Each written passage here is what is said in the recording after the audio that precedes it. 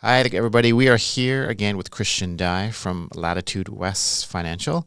And we're just kind of extending our conversation from last time and touching base on some of the high tax bracket and high income earner clients and maybe what mistakes they may be making in the investment markets or sectors. Welcome. Sure. Yeah. Thank you. I guess one question that's often asked of me is how the ultra wealthy invest, and why should people be investing like the ultra wealthy, especially people of high income earnings, such as doctors and dentists and lawyers. And I guess one thing I always say is they don't know what they don't know, Right. Yeah. and they don't realize a lot of the strategies that are out there for them. So one of the things is, because I come from an education background, I like to try to talk to them about, who are the ultra wealthy and how are they investing? And then the stronger question is, why don't we just invest like they do? Right. So the Tiger 21 is the first group that I'd like to talk about. And the Tiger 21 is it's a peer-to-peer group, so it's not an actual company that invests your money. These people are a group that they vet you to get in. I think you need a minimum $10 million as a minimum investment. But the average investor with the Tiger 21 has $135 million. Wow. So this is a group that's known worldwide, and their chapters around North America. And if we take a look at their asset allocation, it always hovers around kind of four buckets. So one that I'd like to highlight is public stocks, Right. and that's the equity market. Now, when I say that people should be investing like them, right now the majority of people have most of their money in just the public stock market. Yeah. So it will be in mutual funds and TFSAs, and maybe it'll be a 70-30 stock bond portfolio mix, and they think that's the way that they're going to create wealth. Right. And for a lot of people, this is what they're doing. But if the ultra wealthy are not doing this, then a bigger question is, well, then why are we? Right. And if we take a look at what they do, of course, they do invest in the stock market, but they have less than 30% consistently inside the stock market.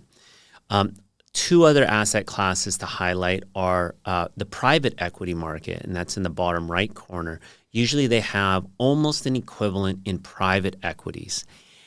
Which is something that the majority of investors don't invest in, and that's usually because they don't know how, they don't have access to it, and the people that are investing their money typically aren't licensed to do this for Right. them. But it's getting easier now. Probably about 5 years ago, you needed like at least 100,000, in some cases $1 million to invest with this group. But now in the EMD market, Right. you do have access towards it. And these are, like you're talking about REITs and those type of... Not REITs. It could be one of those asset classes, but it wasn't the one I was particularly thinking of. And the reason why I don't think of it is because you have access to REITs in the public stock market Right. as well. But these things, a lot of them, you need to be a accredited investor for some of them. And for people who aren't familiar with that, a accredited investor usually needs to make a minimum of $200,000 per year, Right. and they sometimes need to have assets of $5 million. Right. So I guess for a high income earner, they usually would fall under this classification, but they don't realize that they have access to this. Right. But in your field over here, and that's that top left corner, is real estate. Yeah. And many of them do not have enough exposure to real estate in the form of not just their own home. I'm talking about investment grade real estate, rental properties, commercial properties, multi-units. And if you take a look at the ultra wealthy, this is the way that they're investing because it is a diversified asset class. And one that's often underlooked is the fixed income portion, and that's the bottom left.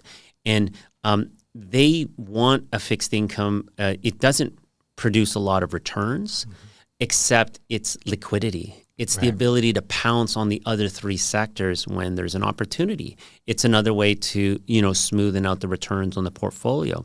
Most people do not have, 20 to 30% of their assets in cash or some form of a fixed income because, of course, their returns would be quite low.